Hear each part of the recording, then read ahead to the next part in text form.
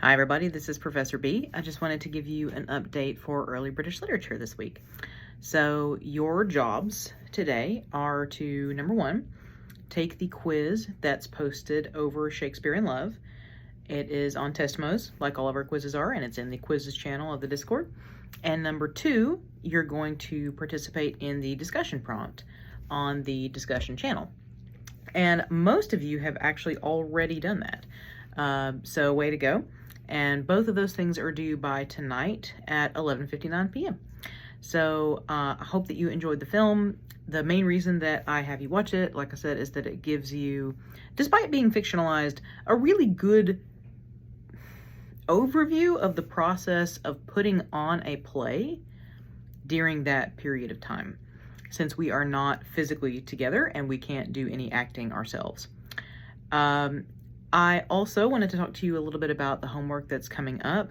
It's a choose your own adventure curriculum. Since we are online, you actually get to select from 3 choices the play that you want to do. You can either do Henry V, which is a historical chronicle, obviously with a few things fictionalized, but mostly historical chronicle about King Henry V of England and his victory over the French. For any of you who are familiar with Timothée Chalamet, if you're big fans of him, I sense that a couple of you might be. He had a film on Netflix called The King. That is actually a more gritty version of the Henry V story. You can also do The Tempest, which is about a wizard shipwrecked on an island, living there with his daughter and a spooky monster, and all the hijinks that they get up to. I won't spoil anything. Or you can do Much Ado About Nothing, which is a romantic comedy. And out of all the movie versions, well, the Henry V movie is actually really good too, but the Much Ado About Nothing movie is really well done. It's got Keanu Reeves and Kenneth Branagh and Emma Thompson and Denzel Washington and like all these really big actors in it. So any of them I think are fantastic. They're all just different. One is a history, one is a fantasy tragicomedy, and the other one is a romantic comedy. So you will pick one of those.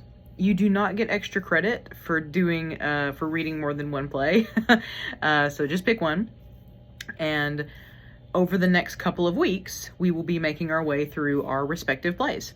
Next week, I will post 3 quizzes and 3 discussion prompts. You will only take the quiz and respond to the prompt that corresponds with the play that you chose. And we'll just keep on going. And we'll think about wrapping up the semester, which is actually approaching sooner than we think it is. So if you have any questions about that, let me know. But again, you don't have to have that chosen yet. Your only job for today is to take the quiz over Shakespeare in Love and participate in the discussion prompt over Shakespeare in Love. When you decide what movie, well, it is a movie, but when you decide what play you are choosing, the first thing you're going to do is your next discussion prompt for next week is literally just to hop in the discussion prompts channel and just say, I am reading X play. You know, I'm reading Much Ado About Nothing. I'm reading Henry V. I'm reading The Tempest. I just want to know what everybody is doing because I'm having to make fresh quizzes this year, and so I just want to know what I need to make quizzes for. So that's it. That's your only check-in for next week is after tomorrow. Just drop in there at some point and tell me what you're reading.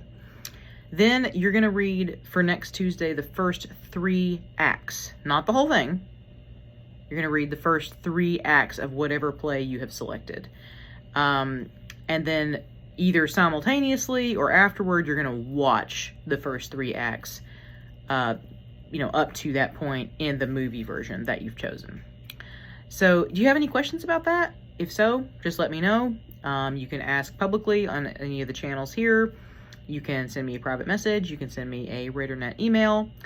I mentioned this in a video a couple weeks ago, but I'm still having people ask me a lot of questions about it. So just as a reminder, yes, unfortunately, that modern British literature course that was being offered did get taken away because there was such a demand for in-person literature classes, because I think I may be the only one doing them, at least on this campus, that instead of me doing modern Brit Lit, I am now doing 2 sections of early British literature in person. So that is now off the table, but I do highly recommend, we have several great options here. For another literature class, if you need one, just as an elective, if you're just enjoying this, Professor Jamie Nyer teaches a modern American literature next semester, and I worship the ground that she walks on. I think she's a super genius. So if you need another lit, that's who I would point you in the direction of. But you really can't go wrong. So do you need me for anything? Let me know. I really appreciate how on top of things you guys have been. You have just been a completely fantastic class from moment one, and you're very professional and focused, but also honest and funny and just a joy to work with in this albeit limited format. So thank you for everything, and I hope that you are having a terrific week and that you have a lovely weekend, and I'm here if you need anything, so just give me a shout. Thank you for watching.